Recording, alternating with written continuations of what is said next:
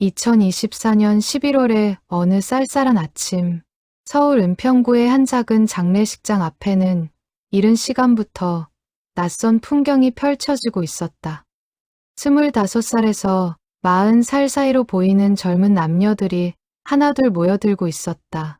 그들은 모두 단정한 검은색 옷차림이었고 손에는 하얀 국화 한 송이씩을 들고 있었다. 장례식장 입구에 놓인 영정사진 속 고인은 68세의 김태수. 평범한 인상의 이 남자는 40년 넘게 택시핸들을 잡아온 베테랑 기사였다. 특별할 것 없는 한 사람의 삶.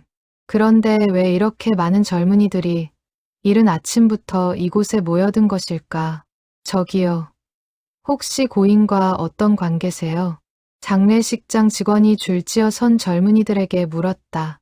맨 앞에 서 있던 32살쯤 되어 보이는 남자가 조심스럽게 입을 열었다. 고인의 아드님께 꼭 전해드리고 싶은 말이 있습니다. 그의 목소리는 떨리고 있었다. 눈가가 붉어진 채로 그는 국화를 꼭 쥐고 있었다. 그 뒤로 줄지어 선 사람들도 마찬가지였다. 어떤 이는 이미 눈물을 흘리고 있었고 어떤 이는 간신히 감정을 억누르고 있었다. 유족 대기실에서는 고인의 아들 김민호가 멍한 표정으로 앉아 있었다. 43살의 그는 중견건설회사에서 일하는 평범한 회사원이었다. 아버지와의 관계는 솔직히 말하면 그리 좋지 않았다. 아니, 지난 10년간은 거의 연락도 하지 않고 지냈다. 형님, 밖에 조문객들이 많이 오셨는데요. 아버님 친구분들이신가 봅니다. 장례식장 직원의 말에 민호는 고개를 가로저었다. 아버지는 친구가 별로 없으셨어요. 동료 기사분들 몇 분 정도 오실 겁니다. 그렇게 말하며 민호는 밖으로 나갔다. 그리고 그가 본 광경은 그의 예상을 완전히 벗어난 것이었다. 장례식장 복도를 가득 메운 50여 명의 젊은이들.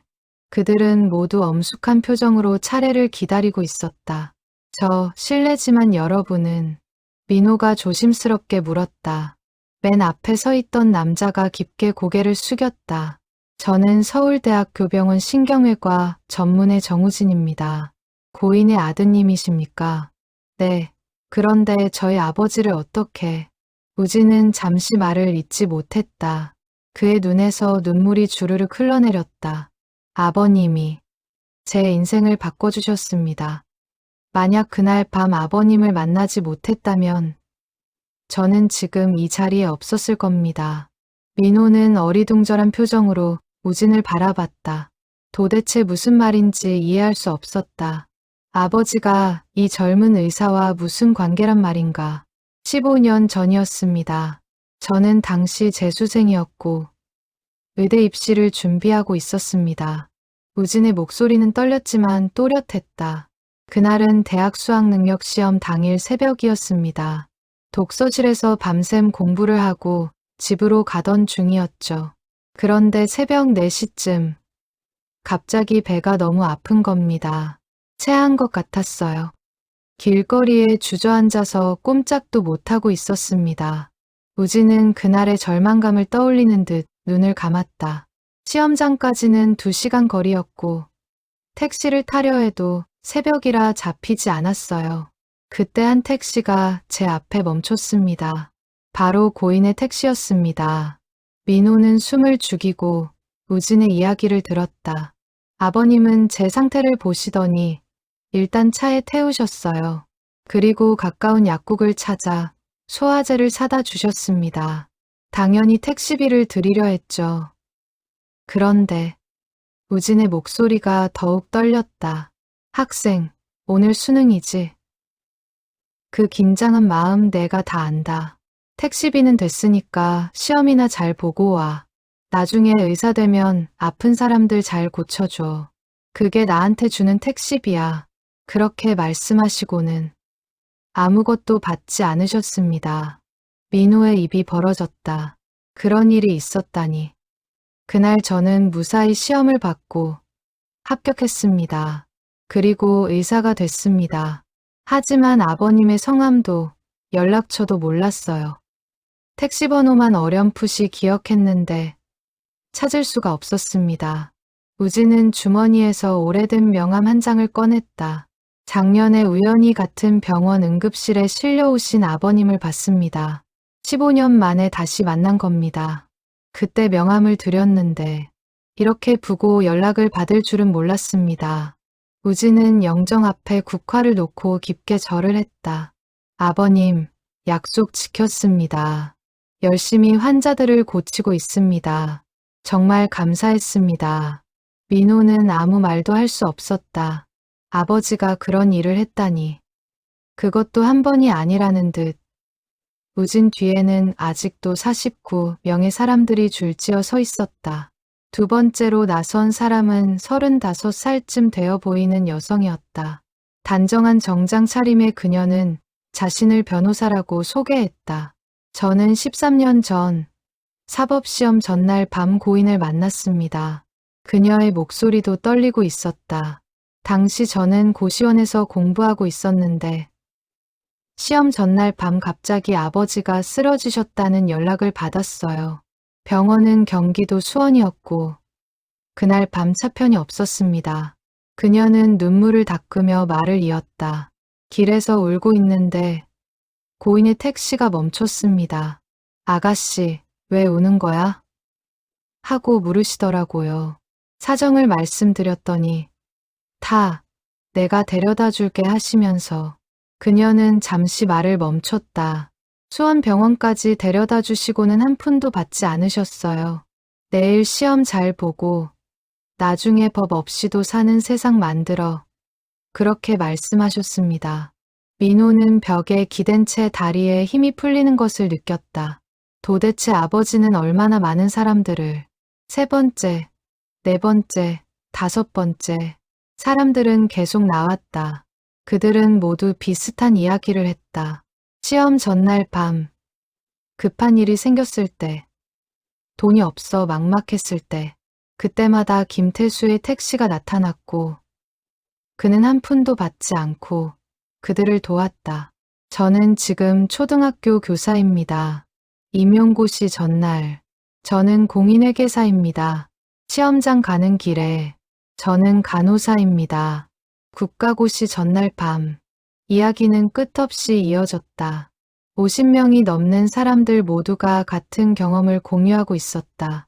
김태수라는 평범한 택시기사가 지난 15년간 묵묵히 해온 일들.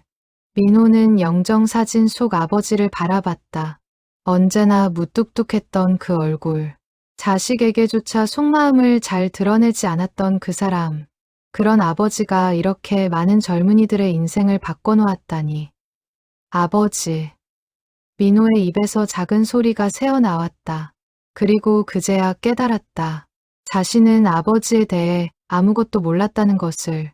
조문객들이 돌아간 후 민호는 아버지의 유품을 정리하기 시작했다. 아버지가 살던 은평구의 작은 빌라. 20평도 안 되는 좁은 공간에는 세월의 흔적이 가득했다. 옷장을 열자 낡은 택시기사 유니폼 몇 벌이 보였다. 세탁을 반복해 색이 바랜 옷들. 민호는 그 옷들을 꺼내 개키며 가슴 한구석이 먹먹해지는 것을 느꼈다. 아버지는 평생 이 옷을 입고 살았다. 서랍을 열자 각종 서류들이 나왔다. 택시 보험증권, 정비 기록지, 주유 영수증들. 그리고 그 사이에서 특이한 것이 눈에 띄었다. 검은색 합성피혁으로 된 작은 수첩 15권. 민호는 그중 가장 오래되어 보이는 것을 집어들었다. 표지에는 2009년이라고 적혀 있었다. 수첩을 펼치자 빼곡하게 적힌 아버지의 글씨가 나타났다. 2009년 11월 13일 새벽 4시 20분 강남구 대치동 서울대학교 승객 남학생 수험생 미터기 28,000원 받은 금액 0원 메모 수능 당일 긴장한 모습 힘내라고 격려함 민호의 손이 떨렸다. 다음 페이지를 넘겼다. 2009년 11월 20일 새벽 3시 40분 마포구 공덕동 경기도 수원 아주대병원 승객 여학생 수험생 미터기 43,000원. 받은 금액 0원. 메모 아버지 위독. 울고 있음. 무사히 도착. 또 다음 페이지. 2009년 12월 5일. 새벽 5시 10분. 관악구 신림동 고려대학교. 승객 남학생 편입시험. 미터기 19,000원. 받은 금액 0원. 메모 돈이 없다고 함. 시험 잘 보라고 함. 민호는 숨이 막혔다. 수첩은 이런 기록들로 가득 차 있었다. 한 페이지, 두 페이지가 아니었다. 수첩 한 권이 온통 이런 내용이었다. 2009년 한 해 동안만 해도 200여 건이 넘는 무료 운행 기록이 적혀 있었다. 민호는 다른 수첩들을 펼쳤다. 2010년, 2011년, 2012년, 매년 비슷한 숫자였다. 어떤 해는 250건, 어떤 해는 300건, 15년간의 기록을 대충 계산해봐도 3,000건이 훌쩍 넘었다. 아버지, 도대체 왜? 민호의 눈에서 눈물이 흘러내렸다. 택시 한 번 운행하는데 적게는 10,000원, 많게는 50,000원, 평균 20,000원만 잡아도 3,000건이면 6천만 원이었다. 아버지는 15년 동안 6천만 원 이상을 그냥 쓴 것이다. 그때 수첩 사이에서 접힌 종이 한 장이 떨어졌다. 민호는 그것을 주워 펼쳤다. 아버지의 글씨였다. 민호에게. 아빠는 너한테 많은 걸 해주지 못했다. 비싼 학원도 보내주지 못했고, 좋은 옷도 사주지 못했다. 그게 늘 미안했다. 하지만 아빠는 다른 방법으로 세상에 보답하고 싶었다. 내가 벌어들인 돈으로 어려운 학생들을 도울 수 있다면, 그들이 꿈을 이룰 수 있다면, 그게 내가 이 세상에 남길 수 있는 유산이라고 생각했다. 너도 언젠가 이해해 주겠지. 돈을 쓰면 없어지지만 사람에게 베푼 선의는 영원히 남는다는 걸. 사랑한다. 아들. 민호는 그 자리에 주저앉아 소리내어 울었다. 아버지에 대한 원망, 오해, 그리고 뒤늦은 깨달음. 모든 것이 한꺼번에 밀려왔다. 민호는 아버지가 늘 가난하게 산다고 생각했다.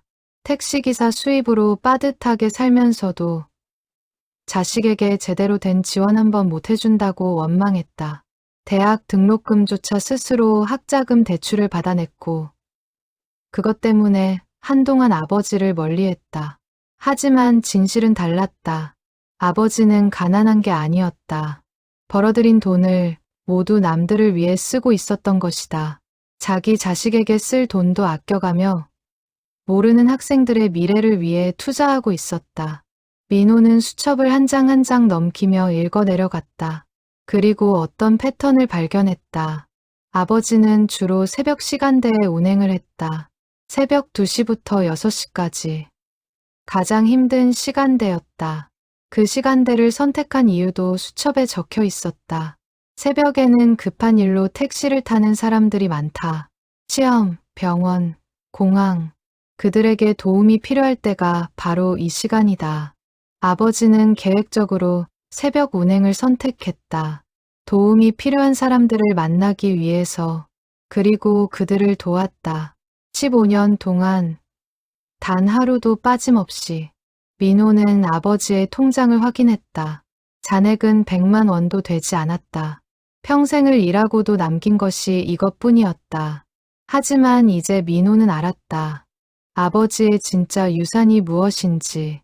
수첩 마지막 장에는 최근 날짜가 적혀 있었다.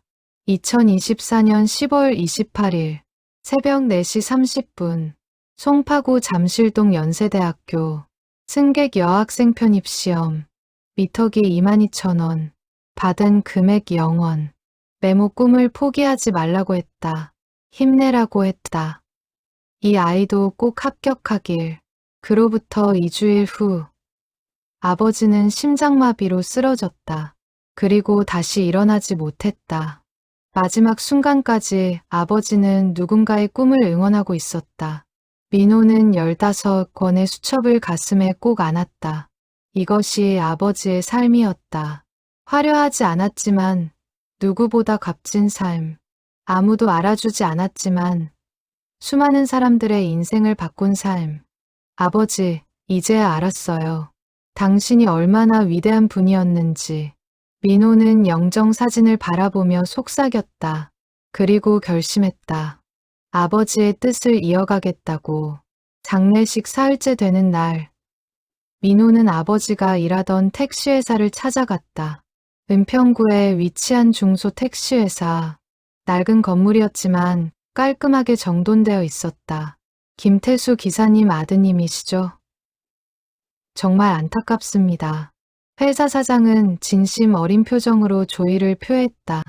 60대 중반으로 보이는 사장은 김태수와 20년 넘게 함께 일한 사이였다.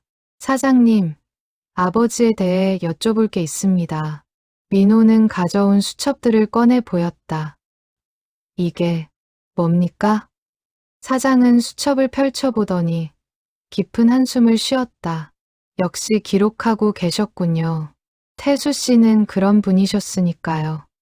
사장은 민호를 작은 사무실로 안내했다. 벽에는 모범 택시기사 표창장들이 걸려 있었고 그중 하나에 김태수의 이름이 있었다. 아드님은 아버님이 왜 새벽 운행만 고집하셨는지 아십니까? 수첩을 보니 대충 짐작은 갑니다만 사장은 고개를 끄덕였다. 태수 씨는 15년 전부터 새벽 전담 기사를 자청하셨습니다. 다른 기사들은 다들 피하는 시간대죠. 손님도 적고 위험하기도 하고. 하지만 태수 씨는 달랐습니다. 사장은 서랍에서 낡은 파일 하나를 꺼냈다. 이건 태수 씨의 운행 기록입니다. 보시면 알겠지만 수입이 다른 기사들의 절반 정도밖에 안 됩니다. 민호는 서류를 살펴봤다. 정말 그랬다. 같은 시간을 일하고도 아버지의 수입은 현저히 낮았다. 처음에는 이상하게 생각했습니다. 새벽에 장거리 손님도 많은데 왜 수입이 이렇게 낮을까? 그런데 어느 날 알게 됐죠. 사장의 목소리가 낮아졌다. 한 번은 제가 새벽에 우연히 회사 근처를 지나가다가 태수 씨 택시를 봤습니다. 급하게 손을 흔드는 학생을 태우더니 한참을 달리는 거예요. 그래서 나중에 물어봤죠. 그 학생한테 얼마 받았어? 했더니 사장은 쓴웃음을 지었다. 한 푼도 못 받았습니다. 시험 보러 가는데 돈이 없다고 하더라고요. 그냥 태워줬습니다. 그렇게 대답하시더군요. 저는 화를 냈습니다. 이봐요. 우리도 장사를 해야지. 그렇게 공짜로 태워주면 어떡해요? 했죠. 민호는 숨을 죽이고 들었다. 그런데 태수 씨가 뭐라고 하셨는지 아십니까? 사장님, 제 급료에서 그만큼 까시면 됩니다. 저는 그 학생을 그냥 둘 수가 없었습니다. 그러시더라고요. 사장의 눈가가 붉어졌다. 그 후로 저는 더 이상 뭐라고 하지 않았습니다. 태수 씨의 급료는 낮았지만 회사에서는 항상 성실 근무 수당을 따로 드렸습니다. 그게 제가 할 수 있는 전부였으니까요. 민호는 고개를 숙였다. 아버지의 삶이 더욱 선명하게 다가왔다. 태수 씨는 말이 없는 분이셨습니다. 자랑도 안 하시고 티도 안 내시고 그냥 묵묵히 자기 일을 하셨죠. 하지만 저는 압니다. 그분이 얼마나 많은 사람들을 도왔는지. 사장은 파일 안에서 또 다른 서류를 꺼냈다. 이건 지난 15년간 태수 씨 차량에서 분실물로 신고됐던 물건들 목록입니다. 민호는 그 목록을 보고 놀랐다. 지갑, 휴대폰, 노트북, 서류 가방, 셀 수 없이 많은 물건들이 적혀 있었다. 태수 씨는 손님이 두고 간 물건을 발견하면 반드시 찾아서 돌려주셨습니다. 심지어 먼 곳이라도 직접 차를 몰고 가서 전해주셨죠. 보상 같은 건 한 번도 받지 않으셨습니다. 민호는 목록을 쭉 훑어봤다. 어떤 것은 새벽에 발견해서 그날 오후에 돌려줬다고 적혀 있었다. 수면 시간을 줄여가며 돌려준 것이다. 특히 기억나는 게 있습니다. 5년 전쯤이었나 한 대학생이 취업 서류를 차에 두고 내렸어요. 마감 시간이 그날 저녁이었는데 학생은 경기도 파주에 있었고 서류는 서울 강남으로 제출해야 했습니다. 사장은 그날을 회상하듯 눈을 감았다. 태수 씨는 파주까지 달려가 학생에게 서류를 전해주고 그 학생을 강남 회사까지 데려다 줬습니다. 물론 무료로요. 그 학생은 마감 10분 전에 서류를 제출할 수 있었습니다. 그 학생은 지금 그 회사 과장으로 일하고 있다더군요. 나중에 찾아와서 인사하더라고요. 태수 씨한테요. 민호는 가슴이 먹먹해졌다. 아버지는 정말 아무에게도 말하지 않고 혼자 이 모든 일을 해왔던 것이다. 아드님, 제가 한 가지만 말씀드리겠습니다. 사장은 진지한 표정으로 민호를 바라봤다. 태수 씨는 평생 남을 위해 사셨습니다. 자기 자신은 늘 뒤로 미루면서요. 어쩌면 가족에게조차 소홀했을지도 모릅니다. 하지만 그분의 선택을 존중해 주십시오. 그게 태수 씨가 선택한 삶의 방식이었으니까요. 민호는 고개를 끄덕였다. 이제는 이해할 수 있을 것 같았다. 아버지가 왜 그렇게 살았는지, 왜 가족보다 남을 먼저 도왔는지. 아버지에게는 세상 모든 사람이 가족이었다. 특히 어려움에 처한 젊은이들은 마치 자기 자식처럼 여겼던 것이다. 그래서 한 푼이라도 아껴서 그들을 도왔다. 사장님, 감사합니다. 이제 아버지를 이해할 수 있을 것 같습니다. 민호는 깊이 고개를 숙였다. 그리고 회사를 나서며 다짐했다. 아버지의 삶을 세상에 알리겠다고. 그리고 그 뜻을 이어가겠다고. 장례식이 끝나고 일주일 후 민호에게 이상한 일이 벌어지기 시작했다. 우편함에 편지들이 쌓이기 시작한 것이다. 처음에는 하루에 서너 통이었다. 그런데 날이 갈수록 그 수가 늘어났다. 민호는 편지 한 통을 뜯어봤다. 깔끔한 글씨로 쓰인 편지였다. 고인의 아드님께, 저는 12년 전 고인의 도움을 받았던 대학생입니다. 당시 저는 경제적으로 어려운 상황이었고 학교를 그만둘까 고민하고 있었습니다. 어느 새벽 편의점 야간 알바를 마치고 집으로 가던 길에 고인의 택시를 탔습니다. 그런데 제 지갑에는 버스비밖에 없었습니다. 솔직하게 말씀드렸더니 고인께서는 그냥 태워주셨습니다. 그리고 이렇게 말씀하셨죠. 학생, 힘들지? 나도 젊었을 때 그랬어. 하지만 포기하지 마. 지금의 어려움은 나중에 내 힘이 될 거야. 그 말씀이 제 인생을 바꿨습니다. 저는 학교를 계속 다녔고 장학금을 받으며 졸업했습니다. 지금은 중소기업에서 일하며 제 가정을 꾸리고 있습니다. 부고 소식을 듣고도 장례식에 가지 못해 죄송합니다. 지방에 있어서요. 하지만 고인의 은혜는 평생 잊지 않겠습니다. 고인의 명복을 빕니다. 민호는 편지를 읽으며 또다시 눈물을 흘렸다. 다른 편지들도 비슷한 내용이었다. 모두 아버지에게 도움을 받았던 사람들의 감사 편지였다. 며칠 후 민호는 SNS에 아버지의 이야기를 올리기로 결심했다. 더 이상 숨길 이유가 없었다. 오히려 많은 사람들이 알아야 한다고 생각했다. 저의 아버지 김태수는 평범한 택시기사였습니다. 하지만 지난 15년간 3,000명이 넘는 학생들을 무료로 태워주셨습니다. 시험 보러 가는 학생, 급한 일이 있는 학생들을 보면 그냥 지나치지 못하셨죠. 아버지는 이 사실을 아무에게도 말하지 않으셨습니다. 가족에게도요. 하지만 장례식에 온 50명의 청년들을 보며 알게 됐습니다. 아버지가 얼마나 많은 사람들의 인생을 바꿨는지. 민호는 아버지의 수첩 사진과 함께 글을 올렸다. 그리고 그날 밤, 그 게시물은 순식간에 퍼져나갔다. 10만 명이 공유했고 100만 명이 좋아요를 눌렀다. 댓글은 수천 개가 달렸다. 이런 분이 진짜 영웅입니다. 저도 누군가에게 이런 사람이 되고 싶습니다. 고인의 명복을 빕니다. 정말 존경스럽습니다. 그리고 예상치 못한 일이 벌어졌다. 아버지에게 도움을 받았던 사람들이 하나둘 나타나기 시작한 것이다. 장례식에 오지 못했던 사람들, 아버지를 잊지 않고 있던 사람들. 어느 날 민호의 휴대전화로 낯선 번호에서 전화가 걸려왔다. 혹시 김태수 기사님 아드님이십니까?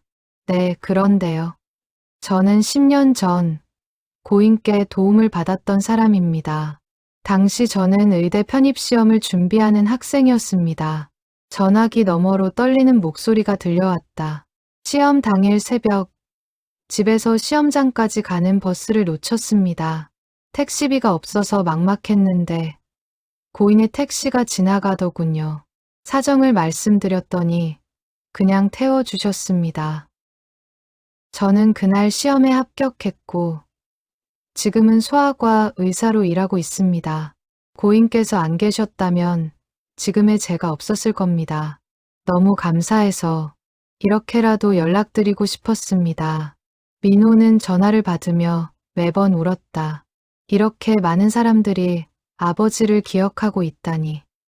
그리고 그들 모두의 삶에 아버지가 큰 영향을 미쳤다니. 일주일 만에 200여 통의 전화와 500여 통의 편지를 받았다. 그리고 그들은 모두 같은 말을 했다. 고인 덕분에 제 인생이 바뀌었습니다. 민호는 그들의 이야기를 하나하나 기록했다. 아버지의 수첩처럼. 그리고 깨달았다. 아버지가 남긴 유산이 얼마나 큰지.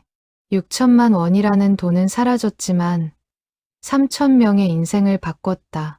그들은 지금 의사, 변호사, 교사, 간호사, 회계사로 일하며 사회에 기여하고 있다. 그리고 그들 각자가 또 다른 사람들을 돕고 있다. 아버지의 선행은 이렇게 확산되고 있었다. 물결처럼 끝없이. 민호는 책상 앞에 앉아 아버지와의 지난 시간들을 떠올렸다. 그리고 후회가 밀려왔다. 너무 늦게 깨달았다는 후회. 아버지가 살아계실 때 이해하지 못했다는 후회. 10년 전 민호가 대학을 졸업하던 해 취업 준비로 힘들었던 그때 아버지는 용돈조차 제대로 주지 못했다. 민호는 그것을 원망했다. 아버지는 도대체 돈을 어디에 쓰는 거예요? 다른 집 아버지들은 자식 취업 준비한다고 하면 뭐라도 해주던데. 민호가 화를 내며 소리쳤던 그날이 기억났다. 아버지는 아무 말 없이 고개만 숙이고 있었다. 미안하다. 민호야. 아빠가. 형편이 어려워서. 그게 아버지가 한 유일한 대답이었다. 민호는 그날 이후 아버지와 거의 말을 섞지 않았다. 취업한 후에도 명절에만 잠깐 들르는 정도였다. 왜 진작 말씀하지 않으셨어요? 아버지. 민호는 머리를 감싸 쥐었다. 만약 그때 아버지가 설명했더라면, 자신이 하는 일을 이야기했더라면, 민호는 이해했을까? 솔직히 자신이 없었다. 아마 그때의 민호는 이해하지 못했을 것이다. 왜 남을 도와주느라 자기 자식은 돌보지 않느냐고 따졌을 것이다. 민호는 아버지의 휴대전화를 켰다. 낡은 폴더폰이었다. 문자함을 열어봤다. 그리고 가슴이 미어지는 것을 느꼈다. 보낸 문자함에는 민호에게 보낸 메시지들이 가득했다. 대부분 답장을 받지 못한 것들이었다. 민호야, 잘 지내니? 아빠는 잘 있어. 건강 챙겨. 아들, 오늘 날씨가 추워. 감기 조심해. 민호야, 설날인데 못 와도 괜찮아. 일 때문에 바쁘지? 아빠는 이해해. 아들, 생일 축하한다. 건강하게만 살아줘. 일방적인 메시지들. 답장은 거의 없었다. 민호는 바빴고 아버지와 대화하고 싶지 않았다. 받은 문자함에는 민호가 보낸 몇 안 되는 메시지들이 저장돼 있었다. 명절에 못 갑니다. 일이 있어서요. 돈 좀 보내주세요. 급해요. 바쁘니까 전화하지 마세요. 차갑고 무뚝뚝한 메시지들. 민호는 자신이 얼마나 냉정했는지 깨달았다. 그런데 아버지는 그 메시지들을 하나도 지우지 않고 간직하고 있었다. 심지어 소중한 메시지, 폴더에 따로 저장해뒀다. 민호는 휴대전화를 내려놓고 울었다. 아버지는 그렇게 자식을 사랑했는데 자신은 뭘 했던가. 갤러리를 열어봤다. 사진이 몇 장 없었다. 아버지는 사진을 거의 찍지 않는 사람이었다. 그런데 그 몇 안 되는 사진들 대부분이 민호의 사진이었다. 어린 시절 민호의 사진, 초등학교 입학식 사진, 중학교 졸업식 사진. 아버지는 민호의 성장 과정을 사진으로 남겨뒀다. 그리고 마지막 사진 한 장.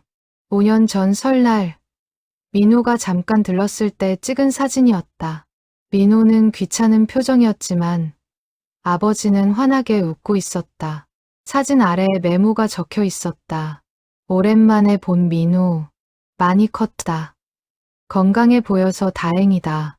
자주 못 봐도 괜찮아. 잘 살고 있으니까. 그게 아빠한테는 가장 큰 기쁨이야. 민호는 그 메모를 읽으며 소리내어 울었다. 아버지는 그렇게 자식을 자랑스러워했는데 자신은 아버지를 부끄러워했다. 민호는 아버지의 옷장을 다시 열었다. 낡은 유니폼 사이에 정장 한 벌이 걸려 있었다. 10년도 더 된 것 같은 낡은 정장이었다. 주머니를 뒤져보니 작은 초대장이 나왔다. 민호의 대학 졸업식 초대장이었다. 10년 전 것이었다. 민호는 그날을 기억했다. 아버지에게 졸업식 초대장을 보냈지만 오지 말라고 했다. 친구들 앞에서 택시기사 아버지를 소개하기 싫었던 것이다. 오지 마세요. 어차피 보잉한 행사예요. 민호가 그렇게 말했고 아버지는 알겠다고 했다. 그런데 초대장을 간직하고 있었다. 10년이 지난 지금까지. 민호는 정장을 가슴에 안았다. 아버지는 입을 기회도 없이 이 정장을 간직하고 있었다. 혹시라도 아들이 부를까봐. 아버지, 정말 죄송합니다. 제가 너무 못난 자식이었어요.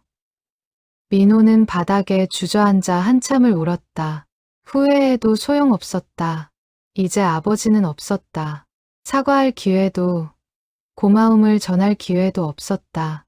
하지만 민호는 결심했다. 이제라도 아버지께 보답하겠다고. 아버지의 뜻을 이어가는 것으로. 장례식 한 달 후, 민호는 회사에 사표를 냈다. 10년 넘게 다니던 건설회사였다. 동료들은 놀랐고 상사는 만류했다. 하지만 민호의 결심은 확고했다. 저는 제 인생을 바꾸기로 했습니다. 민호는 아버지가 일하던 택시회사를 찾아갔다. 그리고 사장에게 말했다. 저도 택시기사가 되고 싶습니다. 사장은 놀란 표정으로 민호를 바라봤다. 아드님, 좋은 회사 다니시지 않습니까? 굳이 이 힘든 일을. 아버지의 뜻을 이어가고 싶습니다. 아버지처럼 누군가를 도우며 살고 싶습니다. 사장은 한참을 말없이 민호를 바라봤다. 그리고 천천히 고개를 끄덕였다. 알겠습니다. 태수 씨가 기뻐하실 겁니다. 민호는 택시운전 자격증을 따고 3개월간의 연수를 받았다. 그리고 아버지가 운전하던 바로 그 택시를 인수했다. 회사에서 특별히 배려해준 것이었다. 차량 번호는 3892점. 아버지가 15년간 운전했던 그 번호였다.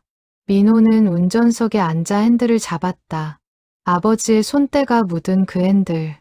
아버지, 이제 제가 이어가겠습니다. 민호는 아버지처럼 새벽 운행을 선택했다. 새벽 2시부터 6시까지. 가장 힘든 시간대였지만 가장 도움이 필요한 사람들을 만날 수 있는 시간이었다. 첫 운행 날, 민호는 떨리는 마음으로 택시를 출발시켰다. 새벽 2시 반, 강남역 근처에서 첫 손님을 태웠다. 20대 초반으로 보이는 여학생이었다.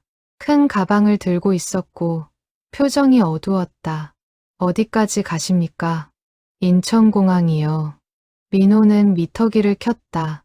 강남에서 인천공항까지는 6만 원 정도 나올 것 같았다. 차는 조용히 달렸다. 백미러로 보니 학생은 창밖을 보며 눈물을 흘리고 있었다. 손님, 괜찮으세요? 민호가 조심스럽게 물었다. 학생은 고개를 끄덕였지만 눈물은 멈추지 않았다. 무슨 일 있으세요? 괜찮으시면 이야기해 보세요. 학생은 한참을 망설이다가 입을 열었다. 유학을 가는데 사실은 가기 싫어요. 하지만 부모님이 원하셔서 제 꿈은 다른 건데 민호는 아버지라면 뭐라고 했을까 생각했다. 그리고 조용히 말했다. 학생, 인생은 한 번뿐입니다.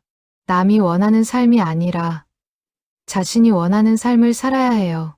부모님도 결국 당신이 행복하기를 바라실 겁니다.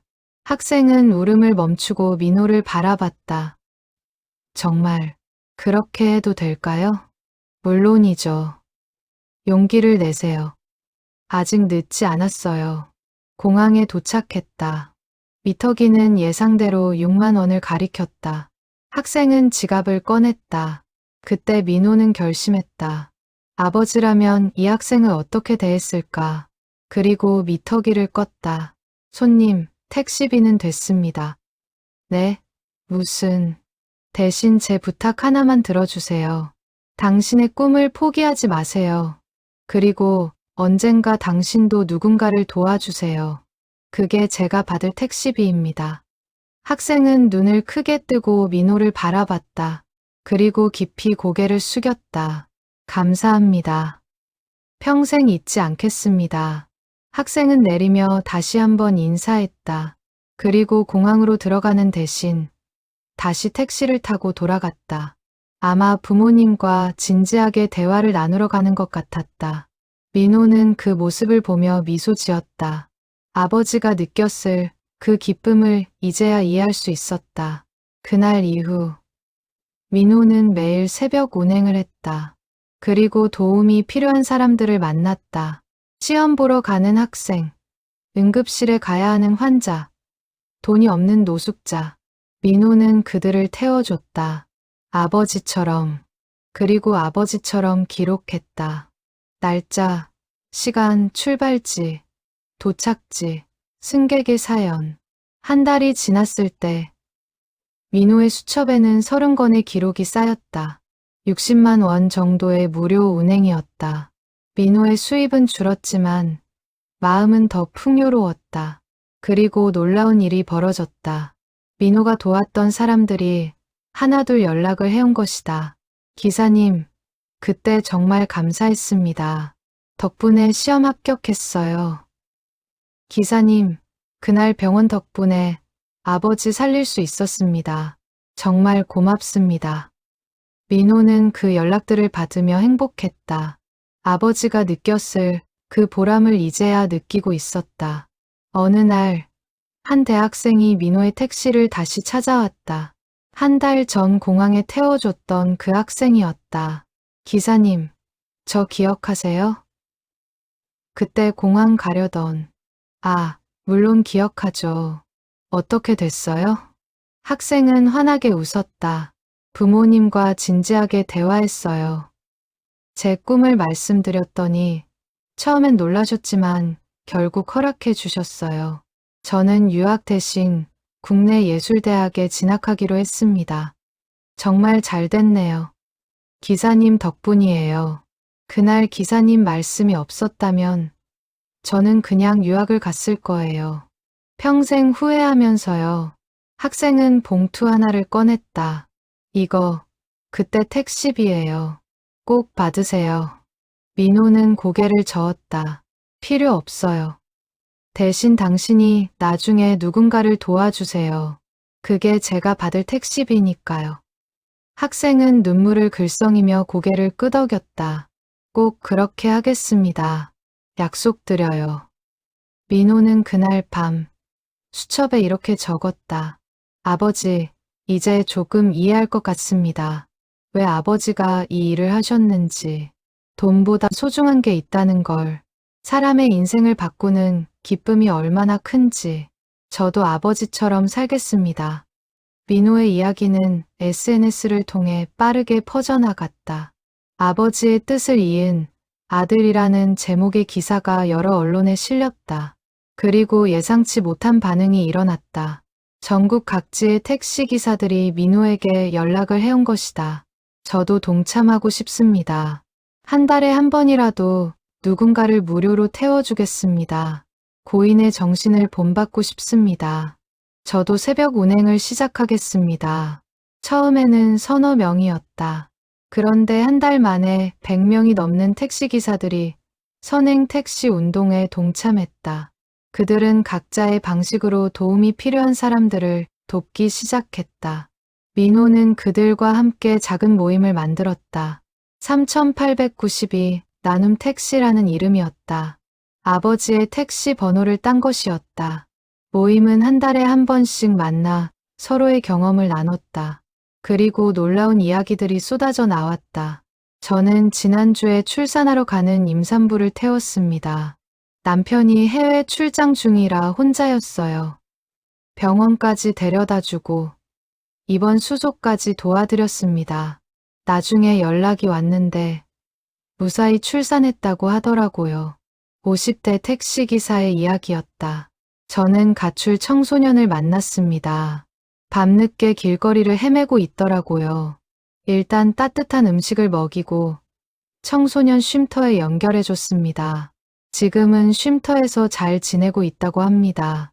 30대 여성 택시기사의 이야기였다.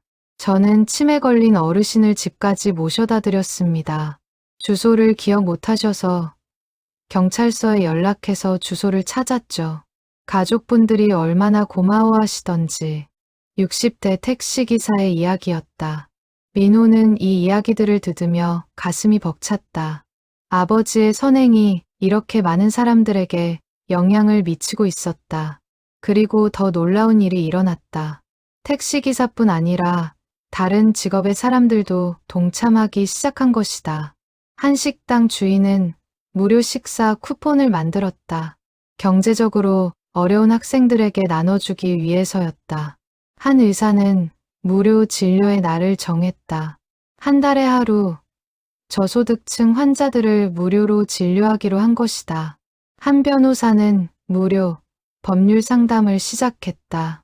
매주 토요일 오전 어려운 사람들의 법률 문제를 무료로 상담해 주기로 했다. 모두 김태수의 이야기에 감동받아 시작한 일들이었다. 민호는 이 소식을 들을 때마다 아버지가 자랑스러웠다. 아버지 보고 계세요? 아버지의 선행이 이렇게 많은 사람들에게 퍼지고 있어요. 어느 날 민호에게 특별한 제안이 들어왔다. 한 방송국에서 김태수 특집 다큐멘터리를 만들고 싶다는 것이었다. 아드님, 고인의 이야기를 더 많은 사람들에게 알리고 싶습니다. 허락해 주시겠습니까? 민호는 고민했다. 아버지는 드러내는 것을 좋아하지 않는 분이었다. 하지만 이건 아버지의 영광을 위한 게 아니었다. 더 많은 사람들이 선행에 동참하도록 격려하기 위한 것이었다. 알겠습니다. 하지만 한 가지 조건이 있습니다. 말씀하세요. 아버지를 영웅으로 포장하지 마세요.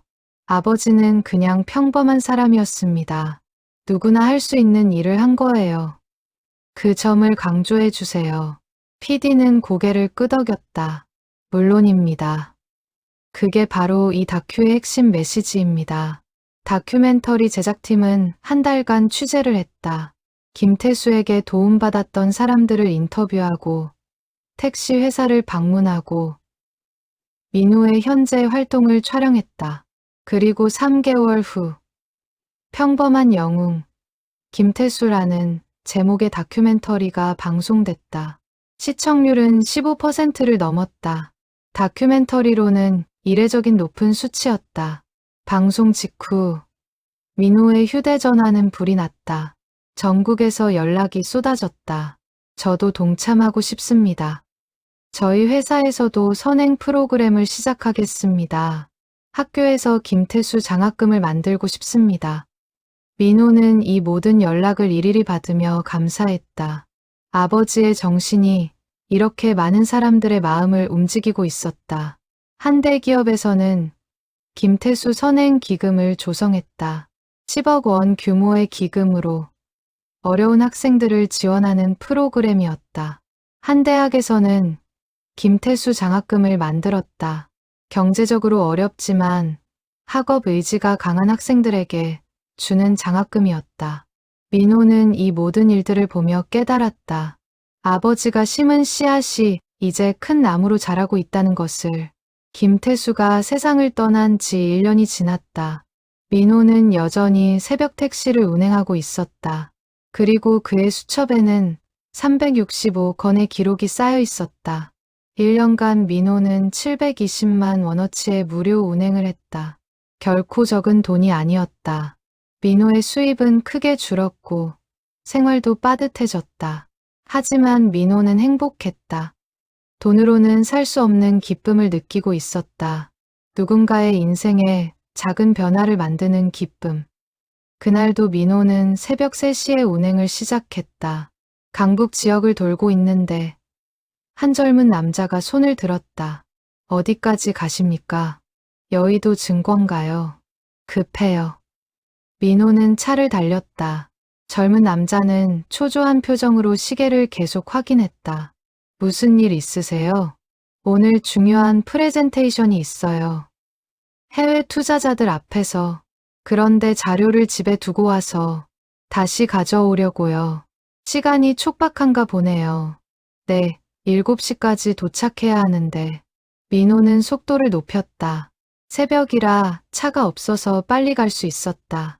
젊은 남자의 집에 들러 자료를 찾고 다시 여의도로 향했다. 다행히 시간 안에 도착할 것 같네요. 정말 감사합니다. 기사님 아니었으면 큰일 날 뻔했어요. 여의도에 도착했다. 미터기는 35,000원을 가리켰다. 젊은 남자가 지갑을 꺼냈다. 기사님, 정말 감사합니다. 이거. 그런데 젊은 남자의 표정이 굳었다.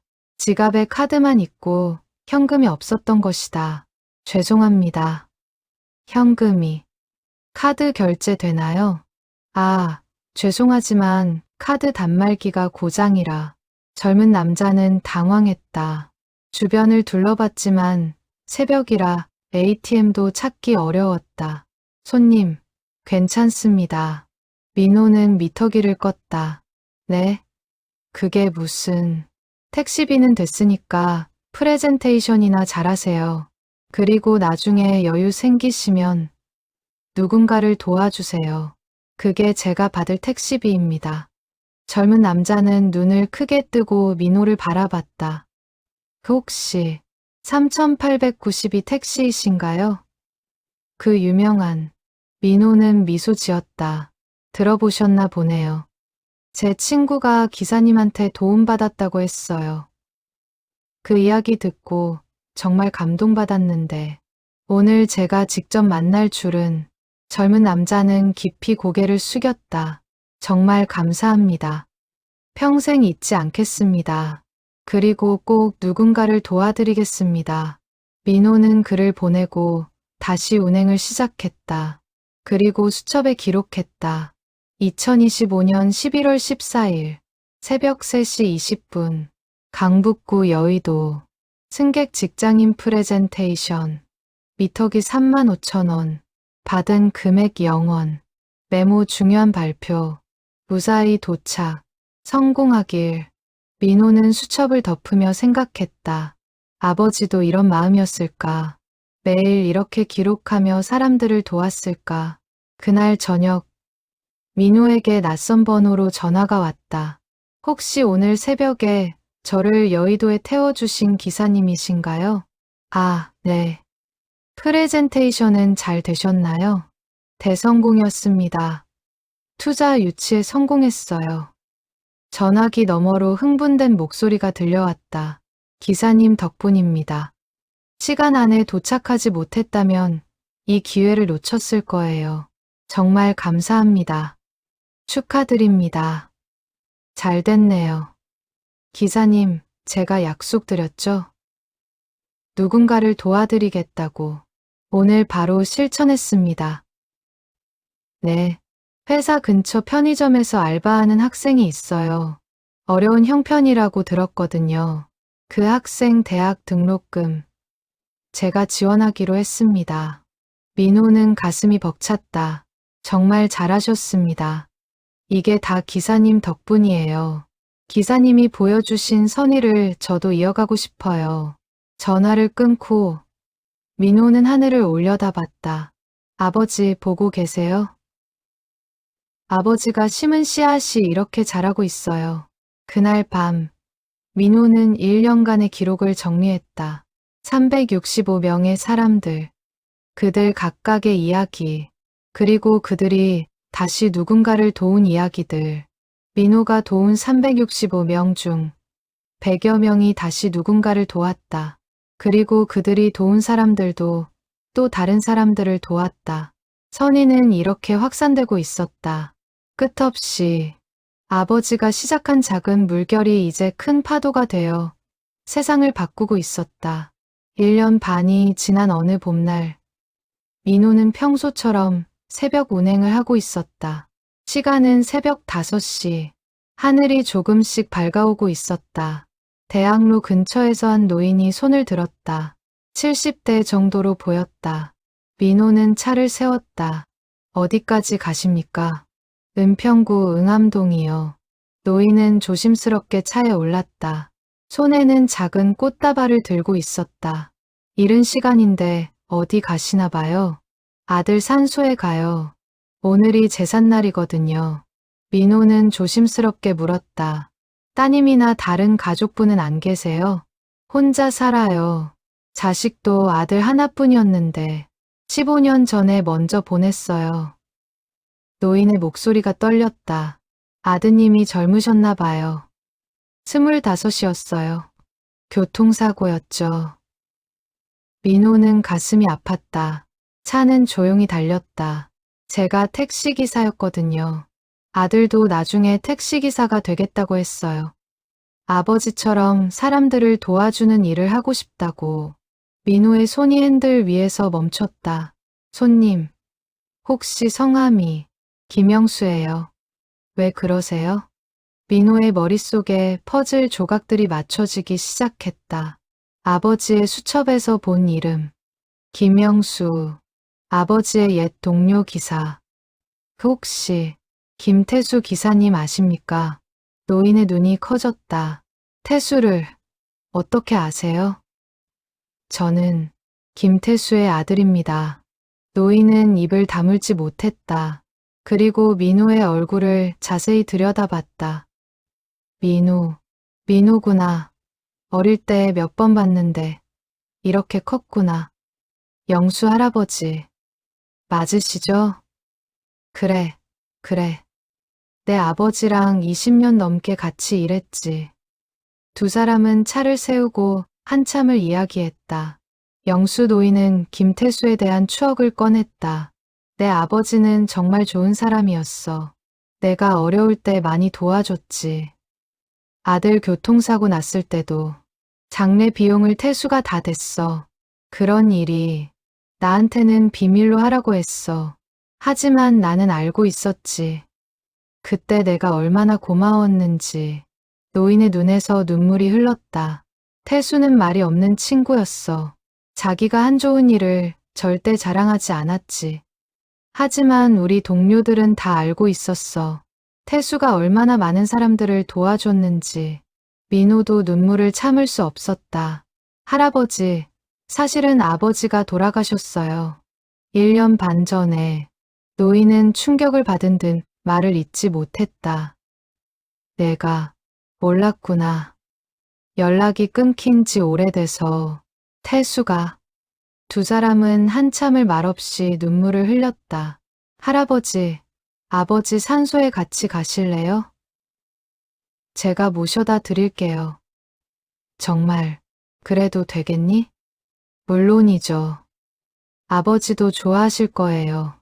민호는 방향을 바꿔 아버지의 산소로 향했다.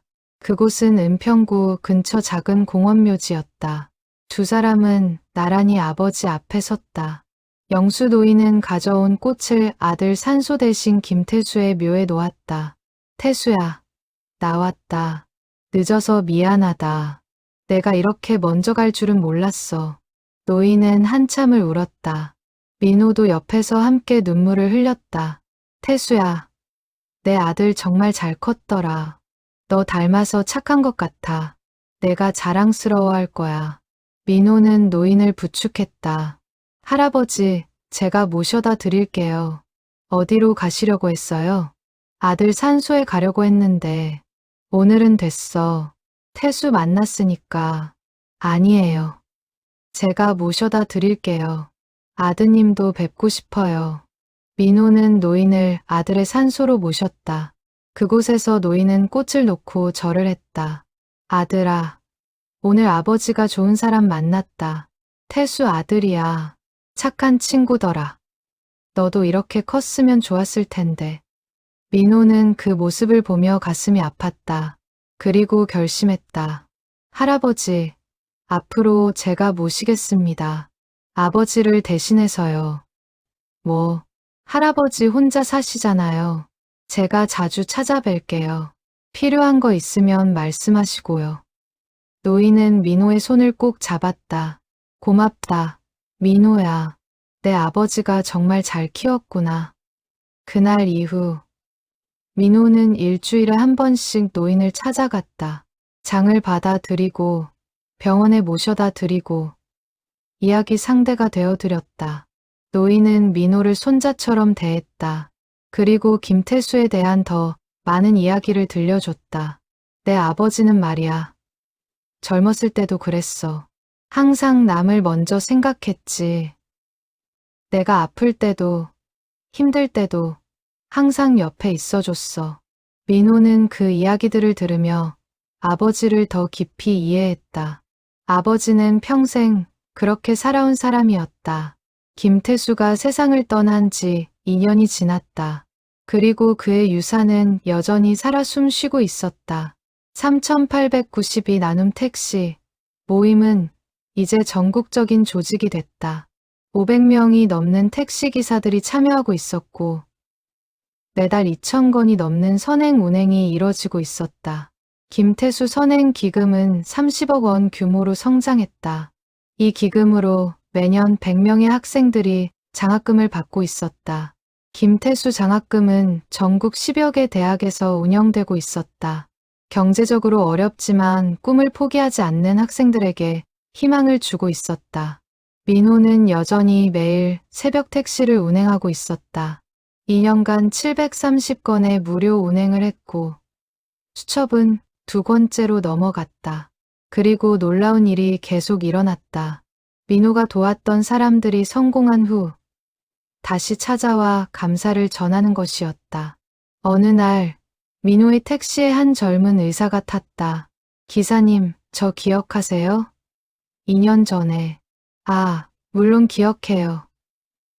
의대 편입시험 보러 가던. 네, 덕분에 합격했어요. 그리고 지금은 레지던트로 일하고 있습니다. 의사는 봉투를 꺼냈다. 그때 택시비요. 이자까지 쳐서 가져왔어요. 민호는 웃으며 고개를 저었다. 필요 없어요. 대신 환자들 잘 돌봐주세요. 이미 하고 있습니다. 그리고 매달 급여의 10%를 어려운 환자들 치료비로 기부하고 있어요. 기사님처럼요. 민호는 그의 손을 꼭 잡았다. 정말 자랑스럽네요. 잘하고 계시네요. 그런 일들이 계속 이어졌다. 민호가 도왔던 사람들이 사회 곳곳에서 활약하고 있었다.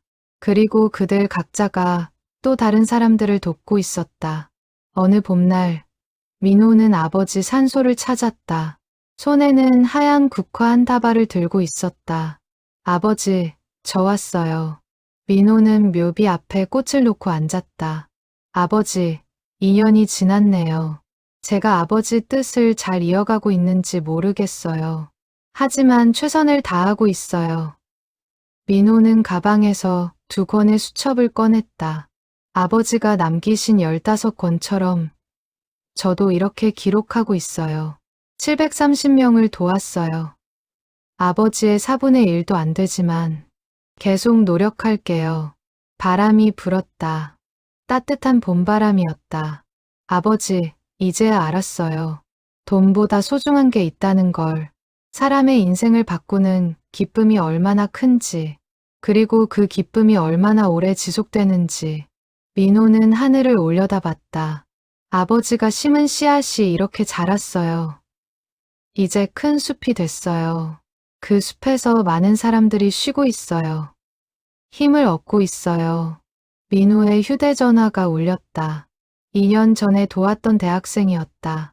기사님, 저 취업했어요. 대기업에. 축하해요. 기사님 덕분이에요. 그때 면접 늦을 뻔했잖아요. 기사님이 안 계셨다면. 아니에요. 본인이 잘한 거예요. 기사님, 저도 이제 누군가를 도울 수 있을 것 같아요. 첫 월급 받으면 어려운 학생들 돕는 데 쓰려고요. 민호는 미소 지었다. 잘 생각했어요. 그렇게 하세요. 전화를 끊고 민호는 다시 묘비를 바라봤다. 아버지 들으셨죠? 이렇게 계속 이어지고 있어요. 아버지의 선의가 끝없이. 민호는 일어서서 묘비를 쓰다듬었다. 사랑합니다, 아버지. 그리고 자랑스럽습니다. 제 아버지여서. 민호는 산소를 내려와 택시로 돌아갔다. 그리고 시동을 걸었다. 오늘도 누군가를 기다리는 사람이 있을 것이다. 도움이 필요한 사람이. 택시 번호판 3892점. 김태수가 15년간 운전했던 그 번호. 이제 민호가 그 번호로 세상을 달린다. 아버지의 뒤를 이어. 아버지의 정신을 이어. 그리고 아버지의 사랑을 이어. 민호의 택시는 새벽 서울을 가로지른다. 도움의 손길을 기다리는 누군가를 향해. 오늘도, 내일도, 영원히. 김태수의 유산은 이렇게 살아 숨쉰다. 돈으로 환산할 수 없는 유산. 수천 명의 인생을 바꾼 유산. 그리고 영원히 이어질 유산.